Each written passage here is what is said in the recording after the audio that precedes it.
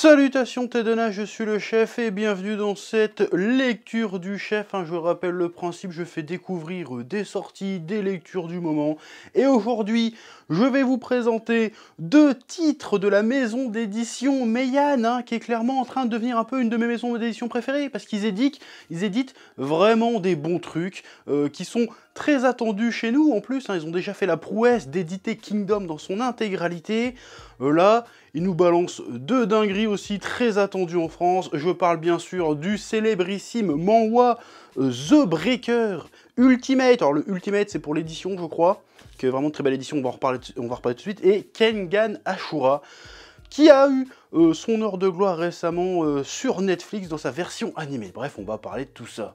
Oui. On commence tout de suite avec The Breaker Ultimate, Kuk Jin Jeon et Jin Wan Park. Alors The Breaker, alors je l'ai découvert il y a quelques années. Là, ils sortent enfin en France dans une édition très stylée. Déjà, avant de parler du truc, faut que je parle de l'édition. Déjà, le format est énorme. T'as des pages couleurs sur un espèce de papier glacé très stylé. Franchement, c'est une édition de très belle qualité. Déjà, rien que pour ça, il faut y jeter un œil. Et ensuite, parce que The Breaker, c'est stylé. Mais tu te dis tout de suite, mais attends, mais de quoi ça parle? Eh ben, je vais te faire un petit résumé vite fait, comme d'habitude. Oui. Un nouveau professeur, Shunwo, arrive au lycée Kuryong. Dragueur incorrigible, les agressions subies par Shinwoo, un de ses élèves, l'amènent à dévoiler une étonnante maîtrise des arts martiaux. Une mystérieuse organisation apparaît prête à tout pour défier Shunwo. De nombreux combats dantesques se préparent. Bon, là, c'est le résumé au dos du manga. Petit résumé très rapide, mais je vais te le vendre, ne t'inquiète même pas. Pourquoi? C'est pas mal. Déjà, j'ai envie de te dire un truc. Est-ce que t'es fan de GTO? Si, tout le monde est fan de GTO. Tous ceux qui connaissent GTO disent que GTO c'est trop bien. D'ailleurs, on en parle bientôt sur la chaîne. Teasing. Est-ce que t'es fan de Sunken Rock? Forcément, parce que t'as vu mon excellent menu manga sur Sunken Rock, donc forcément t'as lu Sunken Rock et t'as trouvé ça méga stylé. Eh ben, imagine qu'on fusionnait un petit peu les deux, et que derrière on rajoutait des combats avec un petit côté, c'est des combats d'arts martiaux, mais avec un petit côté, comment on appelle ça? Un petit côté occulte, un petit côté onirique, un petit côté fantastique. Et ben tu as The Breaker Ultimate. Voilà, c'est ça The Breaker en fait. Pour déjà la première partie du récit, tu sens la grosse inspi GTO. Il y a vraiment limite la même vibe. Il y a même les mêmes péripéties à un moment donné. Donc tu vois qu'il y a des gros clins d'œil, des grosses inspirations. Notamment, il y a un moment donné où l'élève qui est martyrisé essaye de se suicider en sautant du toit de l'école, un petit peu comme dans le premier tome de GTO. Le personnage, c'est clairement Onizuka, mais en mode un peu plus badass, si j'ose dire, même s'il faut y aller pour faire plus badass qu'Onizuka, mais en mode un peu plus sérieux, un petit peu moins loufoque. Alors c'est un dragueur, évidemment, sauf que c'est pas un gros puceau comme Onizuka, c'est pas un loser, si tu veux. C'est vraiment un peu le mode, en mode mal alpha ultime. Voilà, c'est peut-être plus un Ryo Saeba, finalement, sans le côté flingue, mais qui fait des arts martiaux, donc très stylé, le personnage charismatique de ouf, très balèze en arts martiaux, côté Bruce Lee, côté machin, super stylé, et petit à petit dans le récit, dans le premier tome et même dans le deuxième tome, tu commences à revoir, on part un peu sur un univers un peu plus mafieux, parce que ça se passe en Corée, c'est un manhwa, je le rappelle, avec le côté, oui, en fait, il y a tous les familles, les gangs, les clans de Corée qui commencent à se foutre sur la gueule et qui se mettent après le prof parce que c'est un peu l'élu de la prophétie en termes d'arts martiaux. Donc il y a un petit côté vraiment mafieux, vraiment intrigue noire, un petit côté presque policier, presque polar. En plus, un peu à la Sunken Rock. Alors bien sûr, tu vas avoir des gros moments grandiloquents en mode l'amitié, le respect, foot de rue, tout ça qui est très stylé. Et surtout, beaucoup d'humour, vraiment à la GTO, et des combats incroyables. Les combats vont être stylés. Alors, c'est pas spécialement réaliste niveau combat, comme je te l'ai dit, on est sur des arts martiaux un peu occultes, en mode vas-y, je te balance une attaque de chi. Alors, on n'en est pas au Kamehameha, mais voilà, on est un peu dans ce délire-là, c'est pas très réaliste, si tu veux. Mais il y a un délire un peu ancestral, un peu, voilà, mélangé avec le côté un peu fastueux, le côté luxueux du monde de la pègre. Et ce mélange scolaire, pègre, double vie, humour, action, dantesque, drama aussi. Voilà, The Breaker, franchement, c'est un plaisir à lire. Les dessins sont excellents, vraiment. Il y a un style graphique assez particulier. Bah, très manhwa, en fait, parce que franchement, je pense que c'est un des premiers manhwa qui a vraiment percé à l'époque. Et tu sens que le gars qui a fait ça, le dessinateur, a eu un impact pas mal sur le style graphique typique manhwa. Tu sais, ça ressemble à du manga, si tu veux, dans ce qu'on peut imaginer de clichés du manga, mais tu sens qu'il y a des petites variations qui font un peu typiquement coréen. Tu vois ce que je veux dire? Bah, ceux qui lisent de manhwa verront très bien ce que je veux dire. En tout cas, The Breaker, très bien. En plus, une série assez longue. J'ai ouï dire qu'il comptait aussi éditer la suite, The Breaker New Wave. Donc franchement, prends le train maintenant, parce que ce truc-là, c'est vraiment très bien. The Breaker, oui. Ensuite, nous allons parler de l'autre sortie. Je parle, bien évidemment, si tu as suivi l'intro, de Kengan Ashura par Yabako Sandrovich et dessiné par Daroemon. Alors, ils ont des pseudos, le gars a l'air un peu nippo-russe, ou russo-nipponais, russo-japonais, je sais pas comment on dit.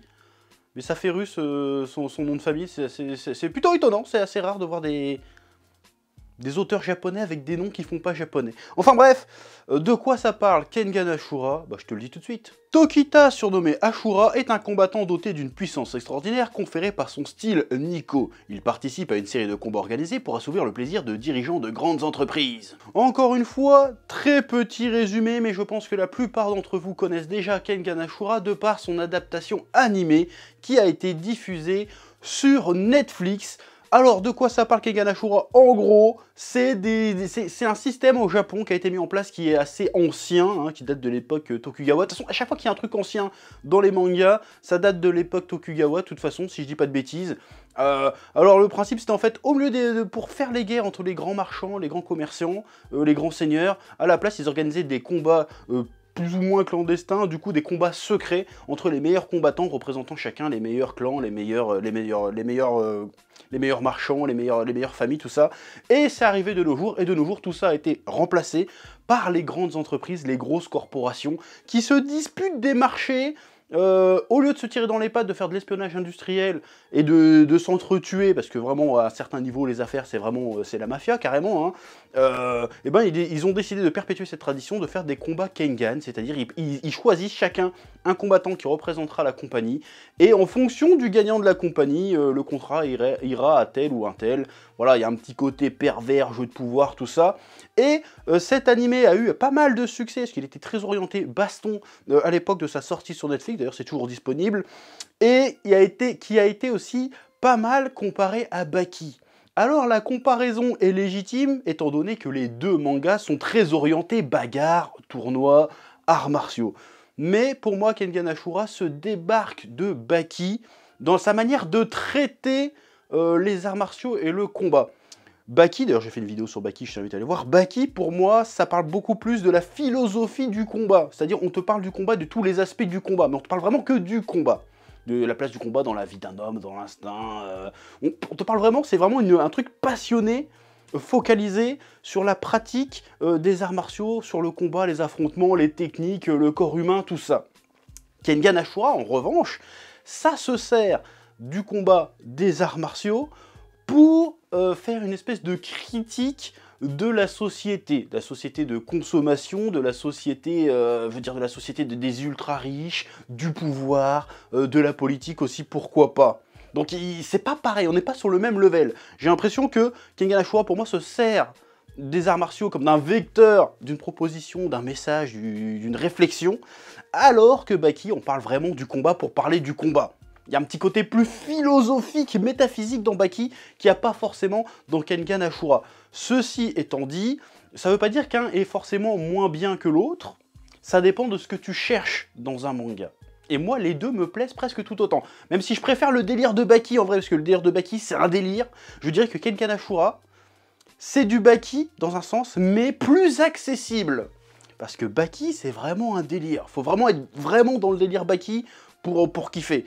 Alors que Kengan Ashura, eh ben si t'as pas kiffé Baki, parce que t'es pas rentré dans le délire, eh ben je pense que Kengan Ashura te sera plus vraiment accessible. Tu seras plus à ta place, tu comprendras un peu plus le délire dans Kengan Ashura.